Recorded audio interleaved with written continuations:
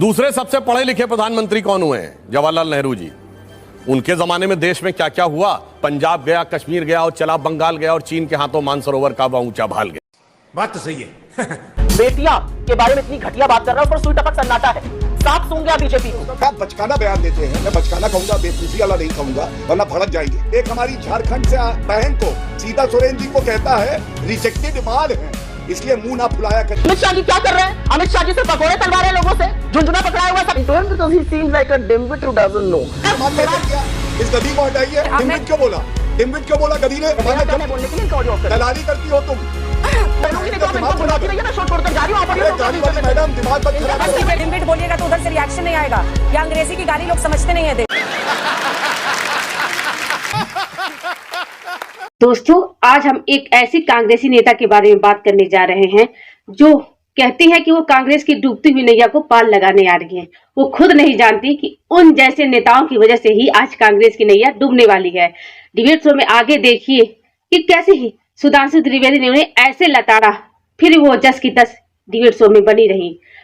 तो वीडियो पूरा देखें और यदि चैनल पर नए हैं तो प्लीज चैनल को सब्सक्राइब करें। तो चलिए देर न करते हुए वीडियो की शुरुआत करते हैं।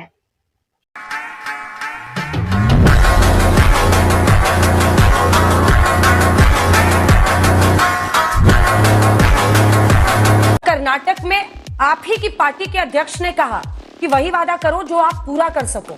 उन्होंने यहां तक कहा कि दिवालियापन की नौबत ना आए, सड़क पर रेत डालने के भी लायक ना रह जाओ, सोच समझ कर बोलो। सर्वप्रथम मैं अर्थशास्त्री होने से पहले, कुछ भी होने से पहले एक महिला नहीं। और इस देश के चुने हुए प्रधानमंत्री ने झारखंड आके कहा वो आपकी बेटी छीन रहे हैं। जिस देश में बेटी को पूजा जाता है वहां आकर बेटी के बारे में ये शब्द वही व्यक्ति कह सकता है जिसके मन में महिला के लिए रत्ती भर सम्मान नहीं है, अन्यथा यह कहना बहुत मुश्किल था। यहां पर आपने खरगे जी की बात का उल्लेख किया। खरगे जी का निर्वाचित सदस्य होने का जो एक्सपीरियंस और अनुभव है वो 55 साल का है।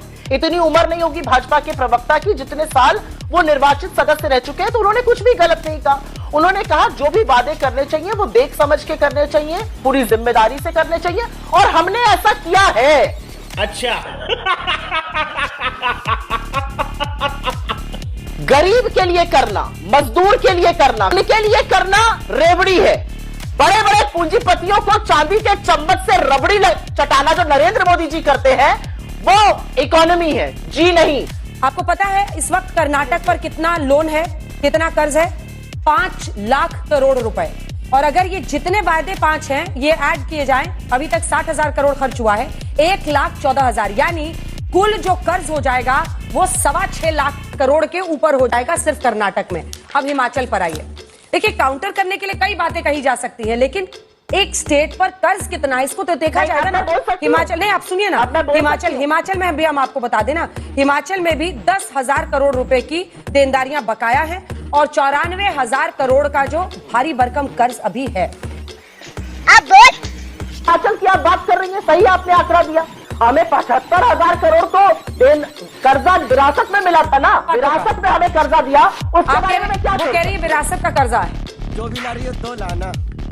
यहाँ पे आके क्या बचकाना बयान देते हैं? मैं बचकाना कहूंगा, बेवकूफी वाला नहीं कहूंगा, वरना भड़क जाएंगे। बचकाना बयान ये देते हैं विरासत में हमें मिला है।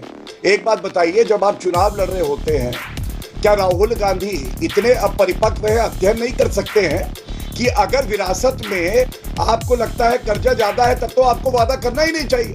और अपने अध्यक्ष की अभी आपने बेइज्जती करी जब नामांकन हो रहा था प्रियंका गांधी वाड्रा का, वो बेचारे पीछे से झांक रहे थे, अंदर नहीं आने दिया जा रहा था। आज तो कम से कम इज्जत करिए उनके बयान की, या कठपुतली बना के उनको अध्यक्ष बनाए रखेंगी। बेटी की बात करिए।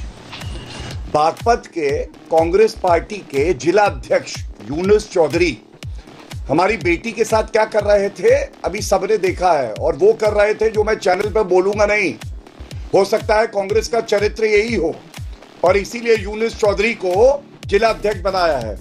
झारखंड में बेटी की बात करेंगे आप? आपका एमएलए है इरफान अंसारी, वो सीता सोरेन जी को रिजेक्टेड माल बुला रहा है। रिजेक्टेड माल। आप मुझे बताइए किस मुंह से यहाँ पे एक महिला होके ये बैठ भी पाती हैं, जब इनका एमएलए एक हमारी झारखंड से बहन को, सीता सोरेन जी को कहता है रिजेक्टेड माल है, इसलिए मुंह ना फुलाया करिए। ये बड़ी अच्छी बात कही आप। इन्फिल्ट्रेशन की चिंता सिर्फ चुनाव आने पर क्यों होती है? घुसपैठिए क्योंकि सबसे बड़े ये हैं। ये सबसे बड़े घुसपैठिए इसलिए है क्योंकि जब ये केरला जाएंगे तो क्रिश्चियन को बाकी से लड़ाएंगे, जब ये हरियाणा जाएंगे तो जाट बनाम सबके करेंगे, जब ये यहां आएंगे तो ये घुसपैठ का गुब्बारा उड़ाएंगे। अरे भाई घुसपैठ हुआ है तो आप क्या कर रहे थे? आप झुंझुना बजाने के लिए बैठे हैं क्या केंद्र में? बॉर्डर की निगरानी कौन करता है ये मैं जानना चाहती हूं। इन्फिल्ट्रेशन कैसे हो रहा है? अमित शाह जी क्या कर रहे हैं? अमित शाह जी से पकोड़े तलवा रहे हैं लोगों से, झुंझुना पकड़ाया हुआ सबको, ये मैं जानना चाहती हूं। मैं बिल्कुल महिलाओं की इस बात से सहमत हूं। महिलाओं के लिए किसी को भी अपशब्द नहीं कहने चाहिए, मैं उसका बिल्कुल समर्थन नहीं करती हूं। आपके और बाकी शोज पर कई बार बता चुकी हूं कि मैंने वो नहीं कहा था, किसी और ने कहा था, उसको नौकरी से निकाला गया, दिल्ली पुलिस ने भी किया था, ये सब हो चुका है, मैं बार बार नहीं करूंगी। I don't want to give him the advantage और even the pleasure of saying this again to him because he seems like a dimwit who doesn't know. क्या बोला तूने? And to him because he seems like a dimwit who doesn't know. अभी बता दे भाई, अभी बता दे। के लिए क्या कहा है? इनके घटक दल के, इनके नेता हैं, इनका बीजेपी के सुजय विखे पाटिल, बस कीजिए। सुजय विखे पाटिल जो है उसने भारत थोड़ा किया, इस गति को हटाइए। अरे बंद कीजिए, मत बोलिए। किया डिम्बिट क्यों बोला? शब्द मत अंजना जी डिम्बिट क्यों बोला? एक दूसरे को शब्द मत बोलिए। नहीं आप कहीं गधी है? डिम्बिट क्यों बोला? डिम्बिट क्यों बोला गधी ने? क्यों बोला गधी ने? बंद कीजिए, बंद कीजिए, बंद कीजिए। डिम्बिट क्यों बोला? बंद कीजिए। आपको ये ठीक लग रहा है अंजना जी? आपको ये ठीक लग रहा है अंजना जी? नहीं, मुझे डिम्बिट भी अच्छा नहीं लगा। आपको अच्छा लग रहा है अंजना जी? क्यों? मुझे क्या अच्छा लगना है? आप लोग अपना अपना व्यवहार देखिए, मुझ पर मत थोपिए। ना आप थोपिए ना आप थोपिए मैडम, प्लीज अपना अपना व्यवहार देखिए। आप उनको डिम्बिट बोलेंगी तो उधर से आ रहा है, मैं उनको भी मना कर रही हूँ, आपको भी कर रही हूँ। मुझे क्या अच्छा लगेगा? मुझे अच्छा नहीं लगता। तो आप गधी है फिर? मुझे एकदम अच्छा नहीं लगता। राहुल गांधी मैं बता रही हूँ, और इसीलिए मैंने ये डिसिप्लिन लाया डिबेट में कि एक करके बोलिए, बट अपशब्द मत बोलिए ना एक दूसरे के लिए, मत बोलिए। वापस आइए टॉपिक पे, पत्रकार वापस आके गाली गलौज करेंगी। निकल यहाँ से, निकल। दलाली करती हो तुम। अभी अगर बोल चुके हो तो मैं बोलूंगी, नहीं तो आप इनको बुलवाती रहिए, मैं शो छोड़कर जा रही हूँ। आप गाली वाली मैडम दिमाग मत खराब बस कीजिए गौरव जी, गौरव जी बस कीजिए, बस कीजिए। लगातार बोल रहे हैं। चलिए सुप्रिया जी वापस आइए टॉपिक पे। सो टॉपिक पे वापस नहीं आप ये कौन सा शो कर रहे हैं भाई? हम 5.25 मिनट तक वो आदमी बोल रहा है, मैं उसके बीच में नहीं बोली, अब वो लगातार बोल रहा है, उसका ऑडियो अपनी बंद करा रही है। क्यों? आपको क्या लगा सुप्रिया जी कि आप डिम्बिट बोलिएगा तो उधर से रिएक्शन नहीं आएगा? या अंग्रेजी की गाली लोग समझते नहीं है देश में? ऐसा नहीं है कि अंग्रेजी में गाली दे देने से बड़ा अच्छा शब्द हो जाता है, मत बोलिए।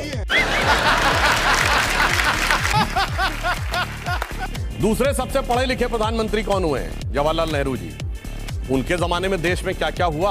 पंजाब गया, कश्मीर गया और चला बंगाल गया और चीन के हाथों मानसरोवर का ऊंचा भाल। बात तो सही है। अब यह भी बताना चाहता हूं कि पढ़ने लिखने की बात तो हम लोग करते थे, मगर ये पढ़े लिखे वाला नैरेटिव दिया किसने था? आम आदमी पार्टी ने ना।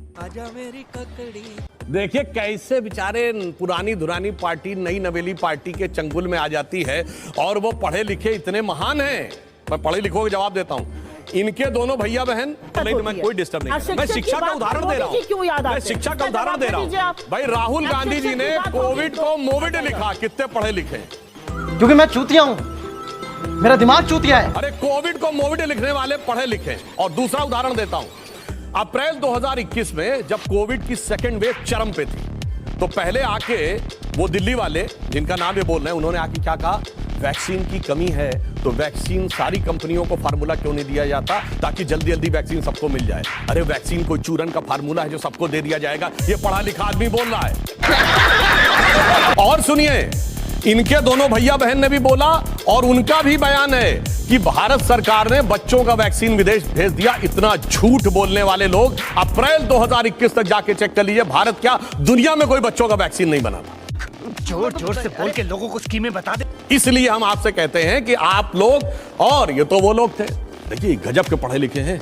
जानते क्या होता है? जब प्रधानमंत्री जी ने कहा था कि अगले, प्रधानमंत्री जी की क्षमता दोनों जवाब दे रहा हूं, 15 अगस्त जब 2020 को कहा कि अगले साल शुरू होने तक वैक्सीन आ जाएगी, अचानक इनको पढ़ाई लिखाई याद है। अरे ऐसे कैसे हो सकता है?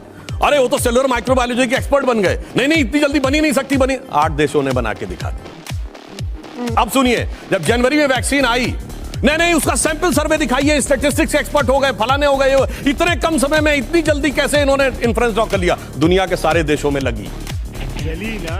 और सुनिए, इतना ही नहीं, जब राम जन्मभूमि का शिलान्यास हुआ तो ज्योतिष को अंधविश्वास कहने वाले मुहूर्त मर्मज्ञ हो गए, कहने लगे मुहूर्त नहीं ठीक है, ये नहीं ठीक है, वो नहीं ठीक है। तो आप पढ़ाई लिखाई को लेकर जो बातें करते हैं और वास्तविकता में आपके मन में जो फीलिंग है, इन दोनों बातों में बहुत भारी अंतर है। हाँ, एक बात मैं जरूर कहना चाहता हूं, अशिक्षित बात करता है तो आपको चोट क्यों पहुंचती है मन को? आप लोग क्यों परेशान हो जाते हैं? सॉरी अशिक्षित नेताओं की बात कर रहे हैं। हाँ, तो आप लोग क्यों परेशान हो जाते हैं? हम लोग कहाँ परेशान होते हैं सारी भाई? राइट विंग परेशान, हमारे यहाँ तो सबसे आप देखिए ना, आपके बीजेपी का सोशल मीडिया के लोग, आपके बीजेपी के महाराष्ट्र के लोग लगे पड़े हैं। क्यों लग रहे हैं? मोदी जी का तो नाम ही नहीं लिया जाता है। ये कौन सी आप बात कर रही हैं भाई? यही जो मैंने तो आपसे बात कही, यही जो आप सुन रहे हैं मान्यवर, पढ़े लिखे प्रधानमंत्री की आपने क्या गति की? बाद आपको मोदी जी का चेहरा क्यों नजर आता है? अरे किसने कहा याद आता है भाई? अरे भाई सुनिए, ये जिस नेता के पक्ष में बोल रही हैं, जो ये कहने की कोशिश करते हैं केजरीवाल जी, आज इनकी गति और दुर्गति देखिए, उनकी किस शिद्दत के साथ डिफेंस किया जा रहा है। किसके साथ? जिसने इनको गुजरात में इनका वोट हाफ कर दिया, पंजाब में इनका स्विच ऑफ कर दिया, दिल्ली में इनको साफ कर दिया, और उसके बाद आज उनके साथ खड़े हुए हैं। इसे कहते हैं कि 100 जूते खाएं, तमाशा फिर भी देखें। और अंगूठा छाप व्यक्ति इस संविधान को एक दिखता है, जिस संविधान को ये बदलना चाहते हैं, इनके लोग बदलने पर लेट। संविधान इस देश में एक बार बदला गया था, जब 42वां संविधान संशोधन लाया गया था 1976 में, और सारे लोगों के मानवाधिकार समाप्त कर दिए गए। कौन है ये लोग? कहां से आते हैं? पुलिस आपको पकड़ के ले जा सकती थी, आप कोर्ट भी नहीं जा सकते थे, सारे विपक्ष को जेल में डाल दिया गया था। और कैसे बदला गया था? जब इस देश के हाई कोर्ट ने एक जजमेंट दिया था कि प्रधानमंत्री के रूप में इंदिरा गांधी जी का चुनाव भ्रष्टाचार और धांधली के कारण निरस्त कर दिया था, 6 साल चुनाव लड़ने पर प्रतिबंध लगा दिया था, तब संविधान बदला गया था। तो बदले गए नहीं, बदल चुके हैं वाले ये लोग हैं। खत्म, bye bye, tata, good bye, गया।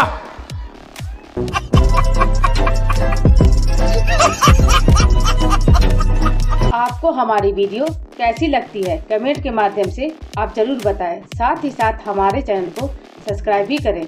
मिलते हैं नेक्स्ट वीडियो में, तब तक के लिए वंदे मातरम।